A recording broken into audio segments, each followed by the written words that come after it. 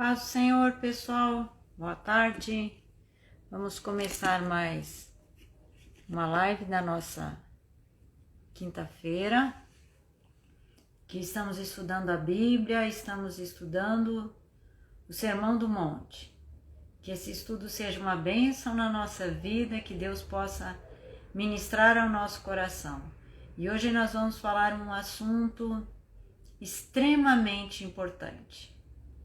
Na verdade, nós vamos falar sobre ansiedade, porque esse é um dos males que tem assolado, que tem, na verdade, agitado e perturbado as pessoas, e tanto crentes como descrentes. Mas para o cristão, a questão da ansiedade, ela é tratada de uma maneira tão clara na Bíblia, e nós vamos ver isso no Sermão do Monte, onde o Senhor fala conosco, onde o Senhor ministra ao nosso coração sobre isso. Então, que cada um de nós possa realmente estar ouvindo, que a palavra de Deus penetre no nosso coração, que o sobrenatural de Deus venha acontecer conosco. Mas antes de começar o estudo, hoje eu queria ler com você o Salmo 23, que é um salmo bastante conhecido, que todos conhecem, mas é um salmo que sempre fala muito ao meu coração.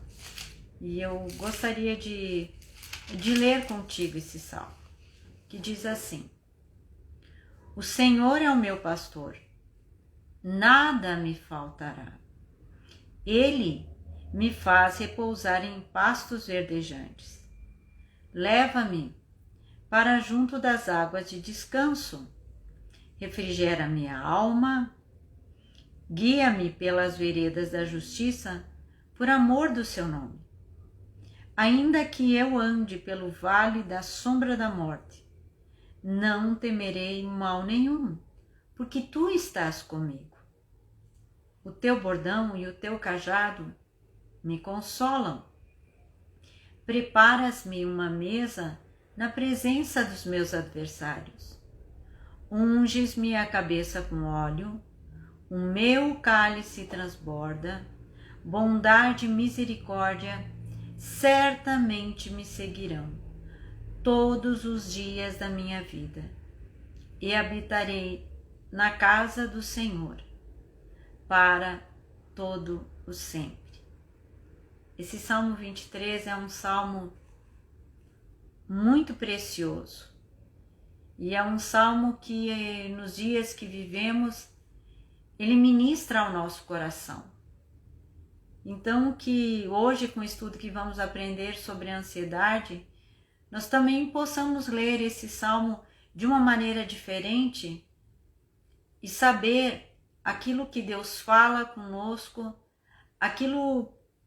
as promessas que Deus tem ao nosso coração, aquilo que Ele quer nos dizer de maneira muito pessoal na palavra dele.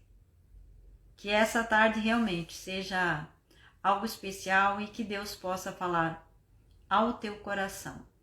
Gostaria, antes de começar o estudo, convidar você para estar nos nossos cultos, Temos no o culto terça-feira, que é live, Sempre terça-feira às 20 horas nós temos as lives, e o culto de domingo pela manhã às 9 horas, que é culto presencial na nossa sede, e também às 18 horas, culto presencial e live.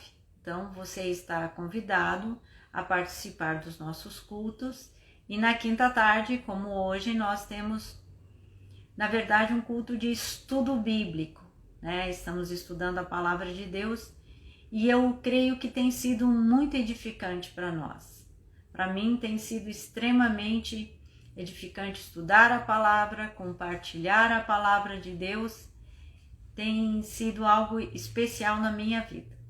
Então eu espero que também seja na tua vida, que Deus possa estar ministrando nas tardes para estudar a palavra de Deus e aprender mais a palavra de Deus. Vamos ter agora um tempo de oração antes de iniciarmos o nosso estudo da palavra. Senhor Jesus, nós queremos aprender a Tua palavra, Pai. E dependemos, meu Senhor, totalmente de Ti. Totalmente da ação do Teu Santo Espírito. Fala conosco, Senhor. Ministra ao nosso coração. Que possamos aprender. Senhor, que o nosso coração, os nossos ouvidos estejam atentos à Tua palavra essa tarde. Em nome de Jesus. Amém. Amém? Então, vamos aprender, vamos continuar o nosso estudo no Sermão do Monte.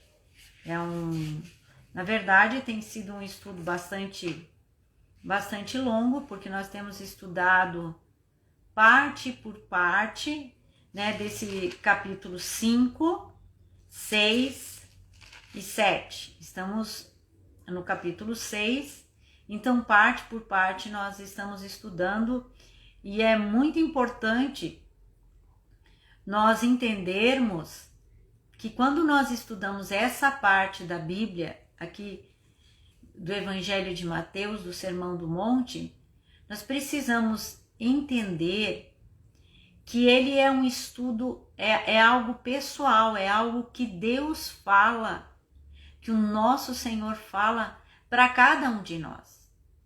Eu sempre costumo frisar que às vezes nós lemos a Bíblia, às vezes como um livro distante, mas a Bíblia não é um livro distante. A Bíblia é a voz de Deus ao nosso coração. A Bíblia é um livro pessoal. A Bíblia não é um amuleto da sorte. A Bíblia não é um livro para ficar assim aberto em cima da mesa, no Salmo 91, para trazer sorte. Não é isso. A Bíblia é a própria palavra de Deus. A Bíblia é a carta pessoal de Deus para cada um dos seus filhos. Então nós precisamos aprender a ler a Bíblia dessa maneira. E de maneira especial, quando nós lemos as instruções do Sermão do Monte que o Senhor Jesus nos dá, isso faz diferença na nossa vida, isso acrescenta a nossa fé. Então esse sermão é algo que nós temos que parar, estudar, meditar, pensar. É isso que vai fazer diferença na nossa vida. E isso tem feito diferença na minha vida. E eu gostaria que fizesse diferença na sua vida também.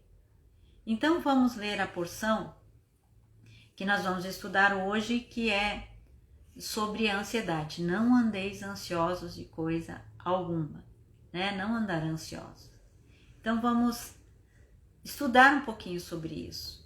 E vamos ler então a palavra de Deus no Sermão do Monte, onde nós estamos estudando, Mateus capítulo 6, a partir do versículo 22, hoje nós vamos ler até o 34. Por isso vos digo, não andeis ansiosos pela vossa vida, quanto ao que haveis de comer ou beber, nem pelo vosso corpo, quanto ao que haveis de vestir. Não é a vida mais do que o alimento, e o corpo mais do que as vestes? Observai as aves do céu. Não semeiam, não colhem, nem ajuntam em celeiros. Contudo, vosso Pai Celeste as sustenta.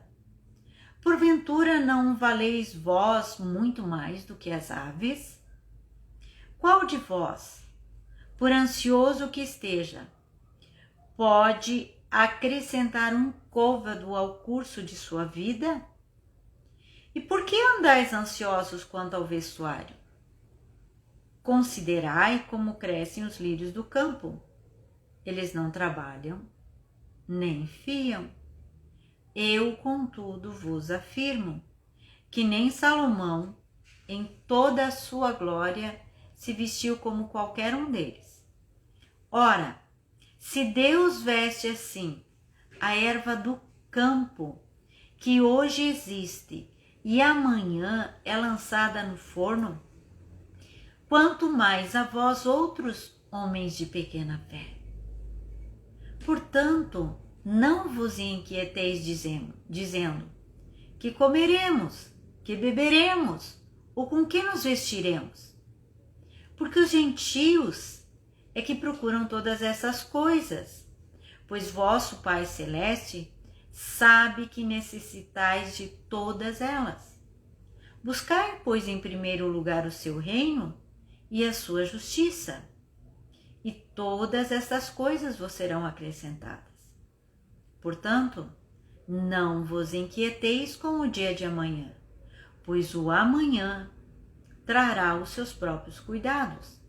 Basta ao dia o seu próprio mal. Amém. Então hoje nós vamos estudar essa porção que é impressionante. Na verdade, teríamos muito que estudar nessa porção da palavra de Deus, que é extremamente preciosa e que Deus fala ao nosso coração. Mas vamos começar o nosso estudo, começar a meditar. Primeiro, quando nós vemos aqui as comparações, o que o nosso Senhor fala conosco, na verdade Ele está revelando e mostrando a nossa fragilidade. Até aquela pessoa que pensa que é mais forte, que ela sabe, ela é extremamente frágil, pois ela se mostra preocupada. Ela quer trabalhar, ela quer fazer as coisas, ela tem preocupação em adquirir. O que revela isso? A fragilidade do ser humano. Então, toda a nossa fragilidade, ela é revelada aqui. Deus nos mostrando como nós somos, a nossa pequenez.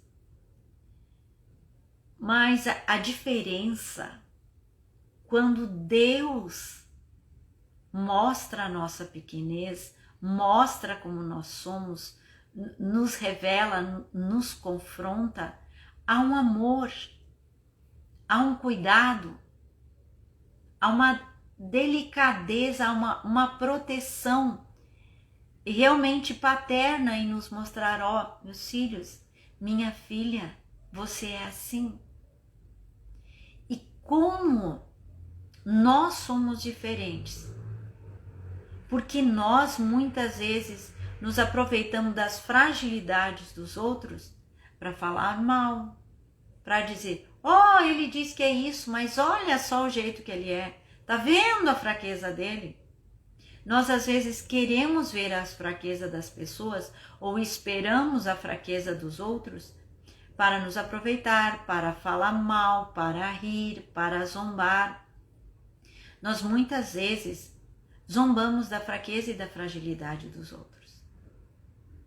Mas o nosso Senhor, quando Ele mostra a nossa fragilidade, quando Ele revela a nossa estrutura, que a palavra de Deus diz, Deus conhece a nossa estrutura e sabe que somos pó. Então há uma diferença muito grande quando Deus fala conosco e nos mostra a nossa fragilidade. E isso deve ser motivo de alegria, motivo de conforto, motivo de aprendermos a descansar em Deus e não em nós mesmos, não em nossa capacidade. Porque nós podemos descansar naquele que é a rocha, naquele que é o escudo, naquele que é o meu pastor. O salmo que eu li no início, o Salmo 23. O Senhor é o meu pastor. O pastor é aquele que cuida de ovelhas, que precisa dirigir as ovelhas, precisa sarar as ovelhas, precisa dar alimento para as ovelhas. As ovelhas são totalmente dependentes do pastor. Que o pastor saiba conduzi-las para os pastos verdejantes. E o salmo começa: O Senhor é o meu pastor.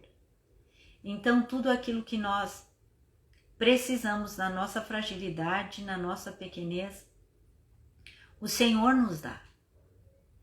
E nesse sermão, quando ele começa no capítulo 5, quando o Senhor nos fala no capítulo 5, ele fala no capítulo 5, no versículo 3, dizendo assim, ó, bem-aventurados humildes de espírito, porque deles é o reino do céu. E nós já estudamos o que é humilde de espírito, aquele que sabe que não é absolutamente nada, que é pó, na presença do Deus eterno. Aquele que reconhece a sua total dependência, a sua total miséria, e que depende totalmente de Deus, que reconhece que é pecador. E ele diz, porque deles é o reino dos céus. Então ele começa aqui o nosso Senhor falando da porta do reino. Quem é aquele que entra na porta do reino dos céus? É aquele que reconhece a sua fragilidade, aquele que é absolutamente pobre de espírito. E quando nós vemos aqui no versículo 33, aqui do capítulo 6, que diz assim, ó, buscai, pois, em primeiro lugar o seu reino e a sua justiça, aqueles que têm fome e sede de justiça nas bem-aventuranças. E todas essas coisas serão acrescentadas. Então, ele fala, você vê muito claro que o nosso Senhor fala para os discípulos, para aqueles que entram, para aqueles que sabem que são pobres de espírito, aqueles que sabem que são totalmente dependentes de Deus, aqueles que reconhecem o seu nada diante do Deus santo, santo, santo, que é 3 vezes santo. Nós não temos nem noção o que significa isso de tão grande, de tão precioso, e é esse Deus que nos ama, e é esse Deus que fala conosco, e começa a ministrar e falar no nosso coração, né? E começa dizendo, não fique ansioso. Na verdade, ele começa dizendo, eu sei que você é frágil, eu sei que vocês ficam ansiosos, eu sei que vocês ficam preocupados e inquietos. Às vezes, há uma história na Bíblia, às vezes nós pensamos que não somos assim, mas nós somos como essa história, que está lá em Lucas, versículo 10, do versículo 38 ao 42, que é a história de Marta e Maria. E ali nós vemos 2 irmãs, uma que se assentava aos pés do Senhor e a outra que se agitava. E lá no versículo 41 do capítulo 10 de Lucas, do Evangelho de Lucas, Jesus fala com Marta e diz assim, Marta, Marta, andas inquieta e te preocupa com muitas coisas.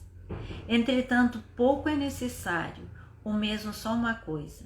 Maria, pois, escolheu a boa parte, e esta não lhe será tirada.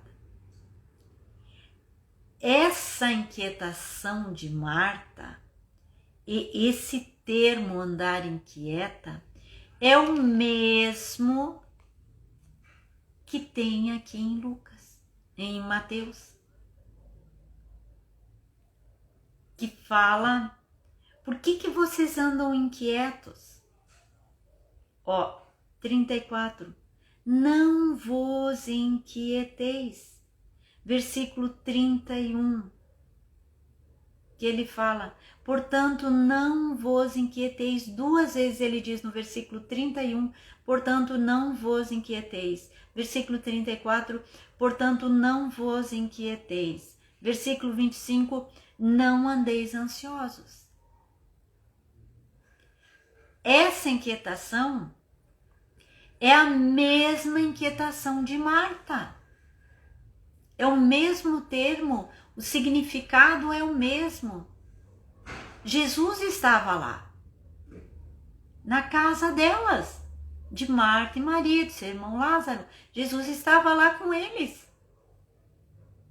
Mas uma das pessoas lá daquela casa estava inquieta. Eram 3 irmãos: Marta, Maria e Lázaro.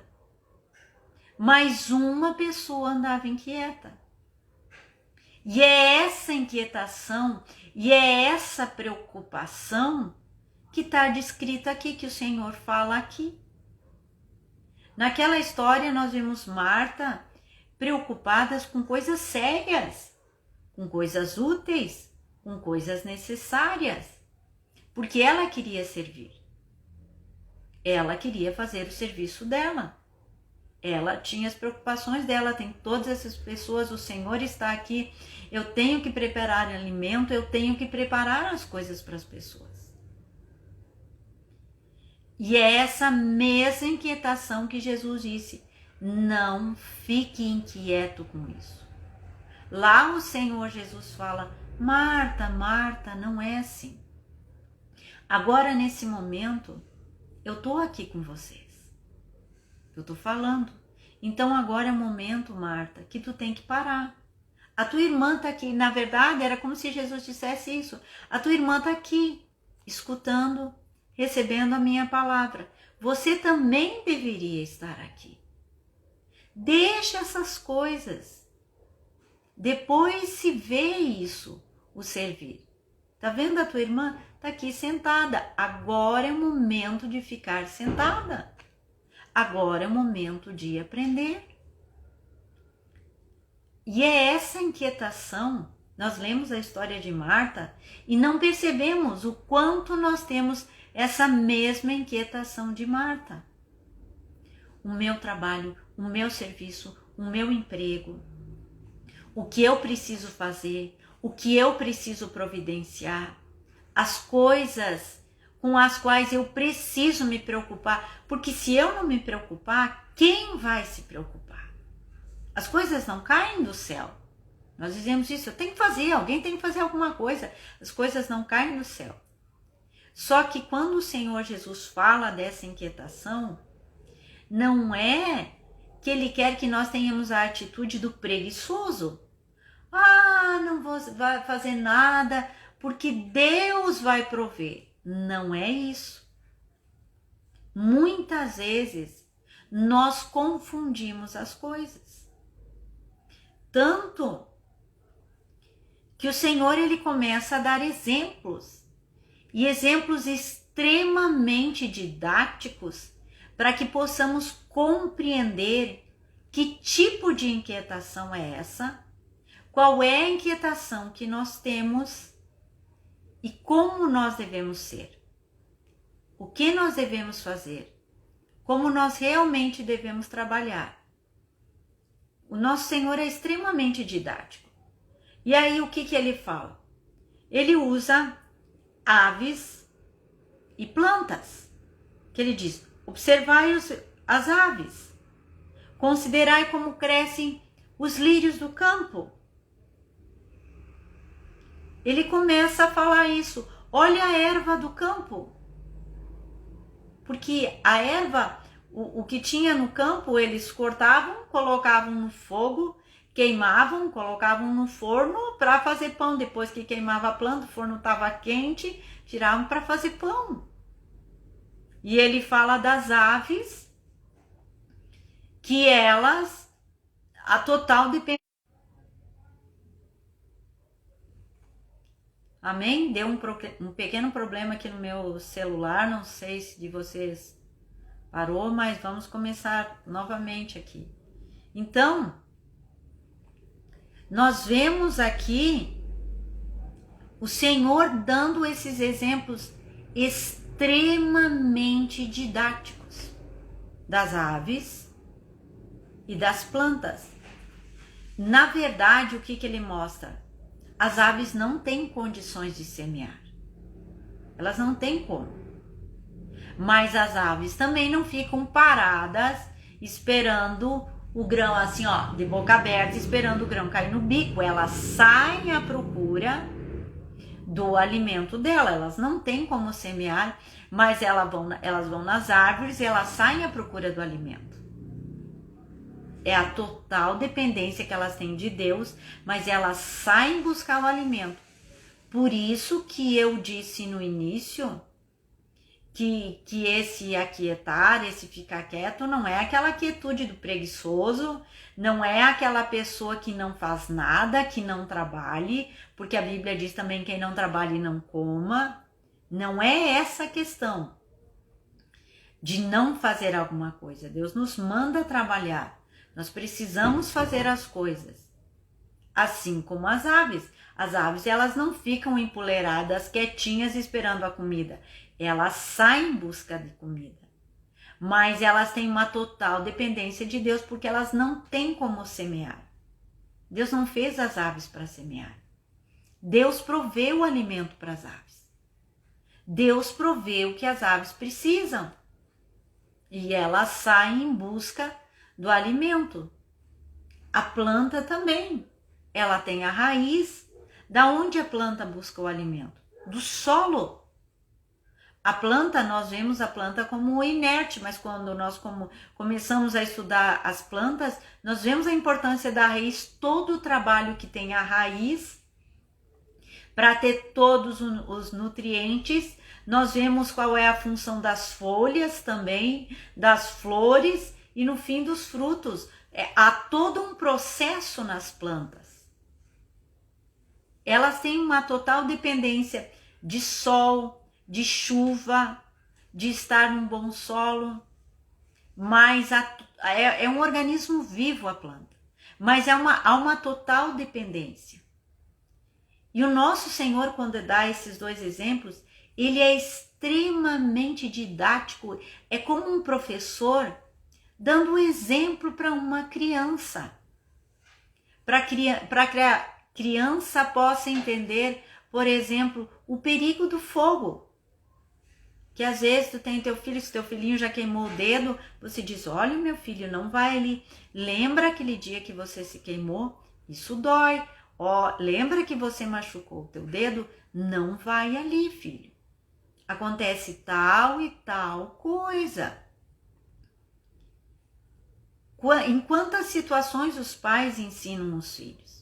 E sentam os filhos, filho, isso não pode fazer por causa disso, lembra disso, olha tal situação, vem aqui, o pai vai te ensinar, a mãe vai te ensinar, vai te mostrar. Nós ensinamos para as crianças, nós usamos exemplos, não faz isso dói, vem aqui, fica na mão da mãe, do pai para atravessar a rua, porque é perigoso, pode acontecer isso.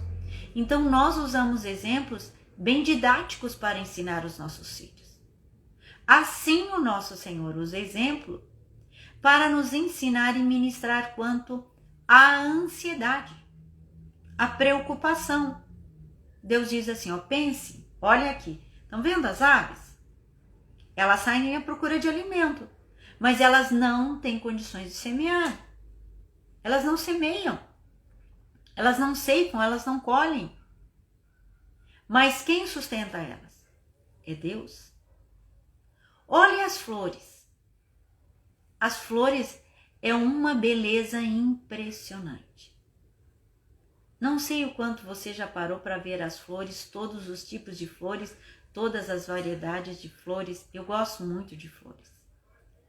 Eu admiro as flores, eu gosto de olhar, tirar foto de flores. Eu fico impressionada com a beleza das flores. E o Senhor Jesus diz, nem Salomão, em toda a sua glória, se vestiu como um lírio do campo. E ele usou um lírio do campo, nem usou uma flor difícil, usou uma flor comum daquela época. Tá vendo o lírio do campo, a beleza do lírio do campo? Salomão, em toda a sua glória. Salomão era conhecido pelo resplendor, pela riqueza, por tudo que Salomão teve. E Deus diz assim, nem Salomão em toda a sua glória se vestiu como um lírio do campo. Tá vendo como o lírio do campo se veste? Estão vendo as plantas? E a vida das plantas, ela depende totalmente se tu corta, se tu arranca. No momento que tu corta, que tu arranca, ela já começa a morrer. E a planta você pega e tu corta, coloca no fogo, uma árvore, pronto, já era. Deus mostra a limitação que tem desses seres vivos e do cuidado que ele tem. E Deus diz assim, quando Deus mostra as aves, as plantas, há uma expressão aqui no versículo 26, que ele diz assim: contudo, vosso Pai Celeste. Pai Celeste. Ele diz assim: eu sou o Pai de vocês. Se eu sustento as plantas, se eu cuido das aves, por acaso, como Pai, não vou cuidar das tuas necessidades? É isso que nós devemos perceber. Mas quando nós vemos o termo aqui, Pai, é importante nós percebermos que essa palavra aqui, que esse cuidado, que esse sustento de maneira especial é para quem é filho, é para quem é salvo, é para aquele que sentou e escutou esse sermão do monte e reconhece que é pobre de espírito, e reconhece que precisa de um Salvador, que chora pelos seus pecados. É isso que nós precisamos entender. Então, se você começa a ver essa maneira didática de Jesus ensinar, e entende que você é filho, que você pode orar e dizer, Pai, essa palavra é para ti. Porque o nosso mundo, ele é dividido entre aqueles que são filhos de Deus e os que não são filhos de Deus. Não existe meio filho. Existem os que são salvos e os que não são salvos. Aí não é questão de caráter, de comportamento, é questão de salvação. Nem todos são filhos de Deus. A palavra diz assim, mas a todos quantos o receberem, deu-lhes o poder de se tornarem filhos de Deus, a saber, aqueles que creem no seu nome. Aqueles que reconhecem que precisam de um Salvador, aqueles que reconhecem que são pecadores, que precisam de perdão dos seus pecados, é esses os que são salvos, é para esses que Jesus está falando. E agora que você entendeu o exemplo didático que Jesus usou das aves e das plantas, que ele diz, ó, elas dependem totalmente de mim. Imagina você que é meu filho. Eu também vou suprir as tuas necessidades. Você vai trabalhar, você vai fazer o que precisa, você vai labutar, mas é eu que vou abençoar, eu é que vou suprir. E aí Jesus usa um termo assim quando ele diz, homens de pequena fé. Por que ele usa esse termo? Homens de pequena fé. Quando o termo é homens de pequena fé, ele fala em questão de humanidade, de discípulos, de pessoas. Pessoas de pequena fé. Ele não está dizendo que as pessoas não têm fé. Que os filhos dele não têm fé nenhuma. Eles têm uma fé, mas uma fé pequena. Sabe qual é o nosso problema quando a gente lê, quando eu estava lendo e meditando nisso aqui, é o seguinte. Nós temos fé para a salvação. Nós ouvimos a palavra, recebemos a palavra de Deus no nosso coração, reconhecemos que somos pecadores, que precisamos de um Salvador. clamamos ao Senhor, pedimos, Senhor, o que eu devo fazer para ser salvo? Pedimos, Senhor, entra no meu coração, seja o meu Salvador. Nós temos essa fé para a salvação, mas paramos aí. Esquecemos que a vida cristã, ela não é apenas a fé para a salvação.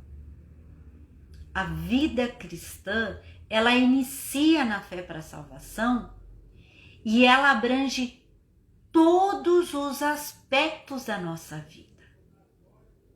Tudo que eu preciso para continuar vivendo nessa terra, até chegar o momento de eu ir pro lar, porque aqui na terra nós somos peregrinos e forasteiros. E é isso nós precisamos entender. Aqui nós estamos de passagem, somos peregrinos e forasteiros, e por acaso, os filhos de Deus que estão de passagem aqui nessa terra, Ele não vai cuidar? Ele não vai suprir as nossas necessidades? O salmista diz assim: fui moço e agora sou velho, mas eu jamais vi o justo, nem a sua descendência, mendigar o pão. Aquele que é justo, justificado em Cristo, aquele que serve a Deus, aquele que ama o Senhor, por acaso Deus não vai suprir? É por isso que o Senhor Jesus, ele chama a atenção. Homens, pessoas, vocês não têm fé. Homens de pequena fé, mulheres de pequena fé, crianças de pequena fé, adolescentes de pequena fé. Por que você anda inquieto? Por que você anda inquieta? O que eu vou comer? O que eu vou beber? O que vai acontecer? Eu preciso de suprimento, eu preciso fazer isso, eu preciso fazer tal coisa. Aí você deita à noite, em vez de dormir, você fica pensando: o que vai acontecer comigo? O que vai acontecer comigo? O que vai acontecer comigo?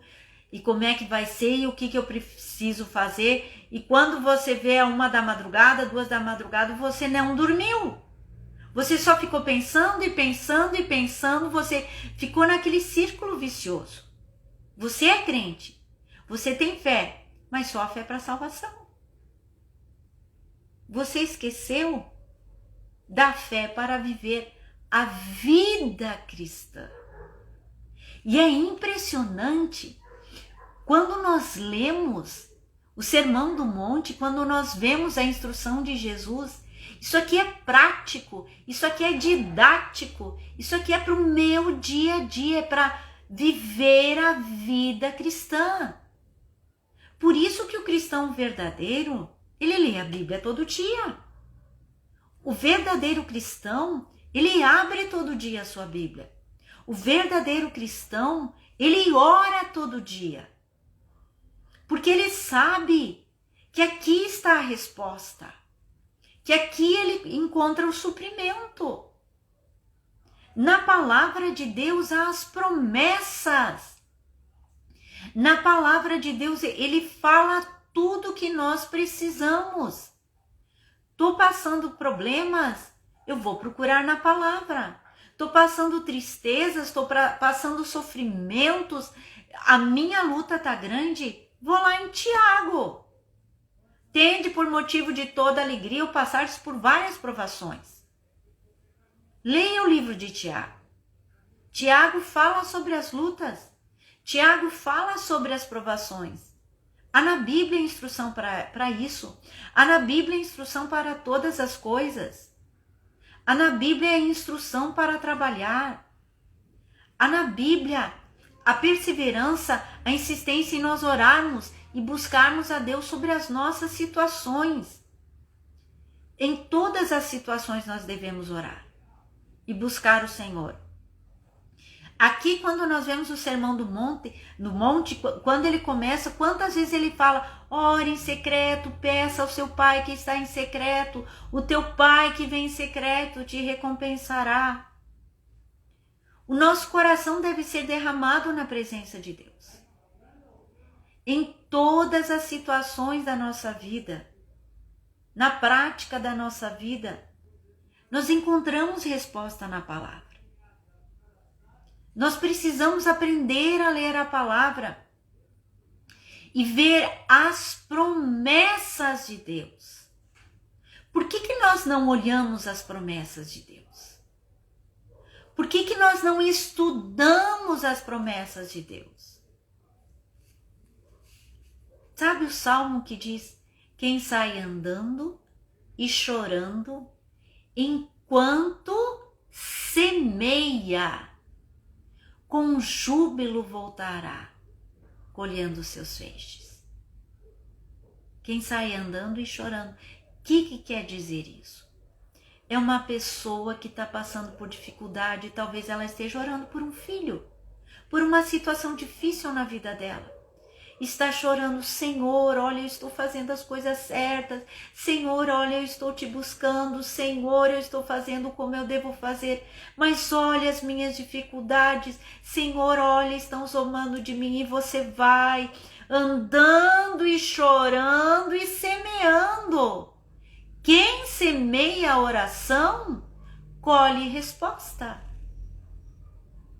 Um dia a pessoa colhe e ela vai voltar com júbilo. Quantas situações, olha para a tua vida. Você que é cristão, você que ama o Senhor, você que é salvo, por quantas situações você já orou? Quantas coisas já passou na tua vida? E que você pode olhar e dizer: realmente eu lutei assim, assim, e eu tive a resposta. Quantas coisas que você precisava e lutou em oração e fez campanha, levantou de madrugada, leu a Bíblia, pediu ao Senhor e o Senhor te deu. Eu estou lembrando agora de uma situação que aconteceu na nossa igreja. Tem várias situações, mas eu lembro uma que aconteceu há muito tempo. Tem uma especial que aconteceu agora nessa pandemia, que foi o ano passado, que foi a cura da Manuzinha. Mas eu tô lembrando agora da vida do filho da Ângela, da nossa amada irmã Ângela, quando eles sofreram um acidente de carro. E ele sofreu um acidente muito sério, ele de todas da família, o menorzinho, ele perdeu muito sangue, entrou, se não me engano, foi do carro, entrou um ferro aqui na boca, foi algo muito grave, ele perdeu muito sangue.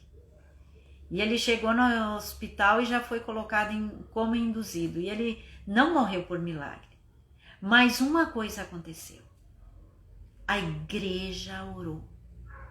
As pessoas na sua simplicidade. Eu me lembro que quando aconteceu isso, eu estava lá no Espírito Santo, eu estava viajando e no celular mandaram a mensagem, a foto do acidente, e ela dizendo: olha, não foi ela, foi outra pessoa, o Ricardo, aconteceu isso. Quando eu dobrei o joelho para orar, me veio aquele versículo que fala: e a igreja intercedia.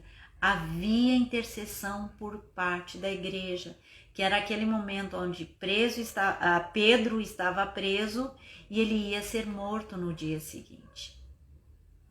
E diz: havia intercessão por parte da igreja. Nós oramos, nós labutamos em oração, clamamos ao Senhor.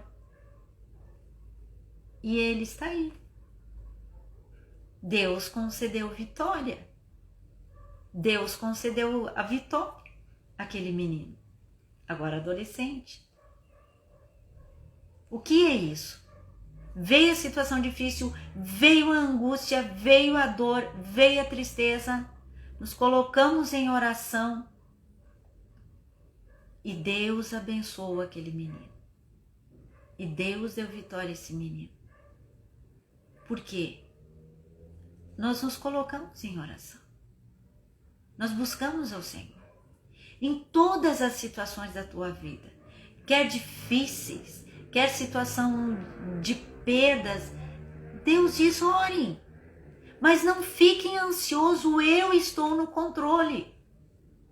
Mas isso não quer dizer, quando nós oramos, quando nós buscamos, que as coisas vão dar certo do nosso jeito. Nós sempre pensamos que quando oramos, quando buscamos a Deus, as coisas têm que ser do nosso jeito, que é o certo do nosso jeito. Não é. Deus está no controle. Deus vai suprir a necessidade. E Deus concede conforme o que Ele quer, conforme a soberania dEle. E Ele restaurou a vida do Ricardo.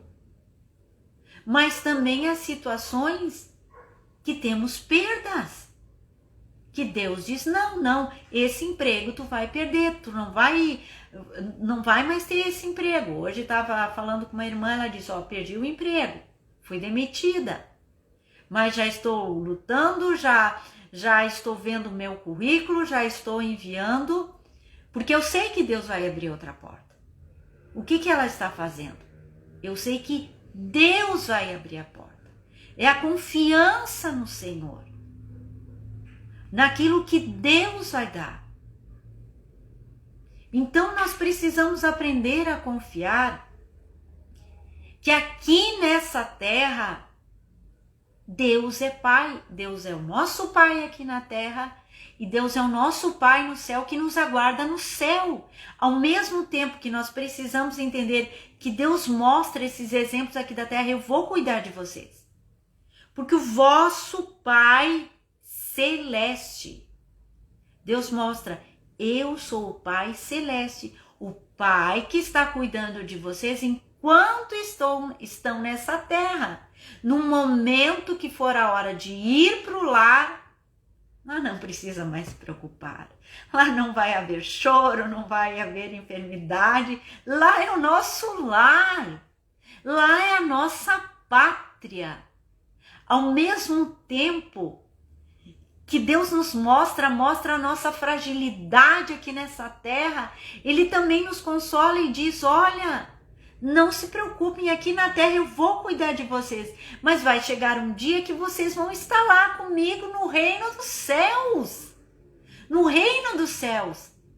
Quando nós entendemos isso e sabemos que o nosso alvo maior não é aqui na terra.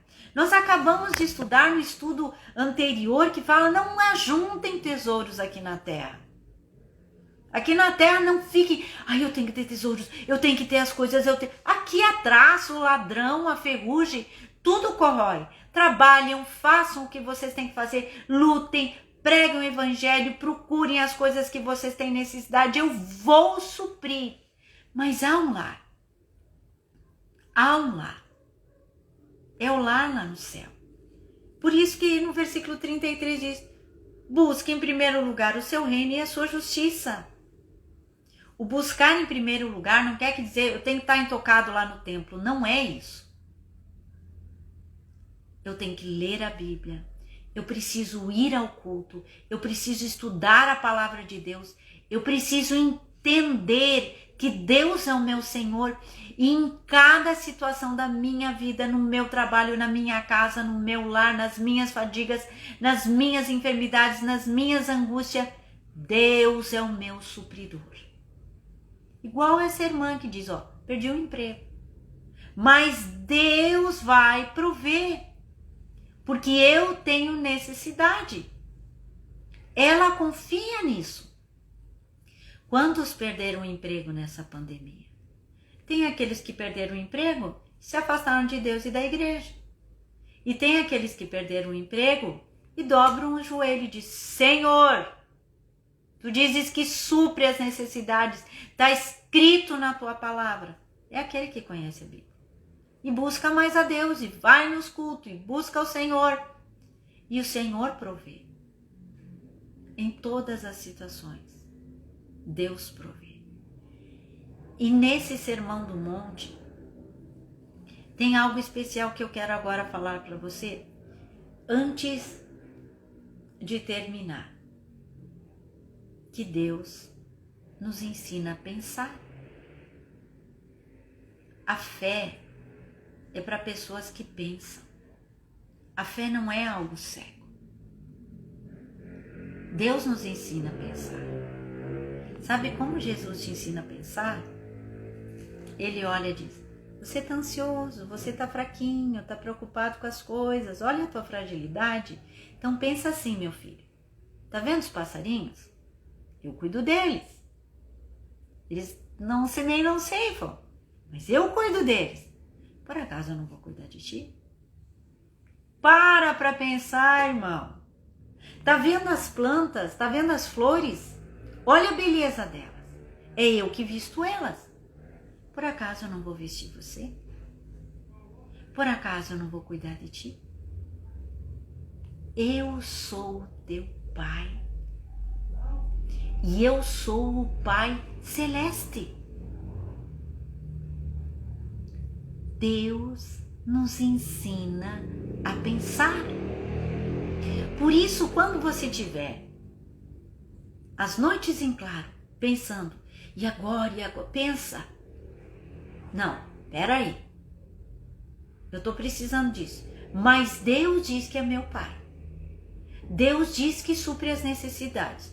Então eu vou dobrar o meu joelho e dizer, Senhor Jesus, eu preciso disso, meu coração está angustiado, Senhor, eu preciso pagar tal conta e tal situação e tal situação. Vai orando, Senhor, eu confio em Ti. Depois tu diz, deite logo, pego no sono, porque Tu, Senhor, me fazes repousar seguro. Nem que você tenha que ficar orando até as 2 horas, até se sentir tranquilo. Mas é preferível você orar até as 2 da madrugada e ficar tranquilo do que ficar acordado até as 5 ou ter que tomar remédio para dormir. Então não se preocupa. Deus está nos ensinando a pensar. Nessa parte da ansiosa solicitude da vida, Deus está nos ensinando a pensar. E pensar no quê? No que está na palavra. Pensar nas coisas lá do alto.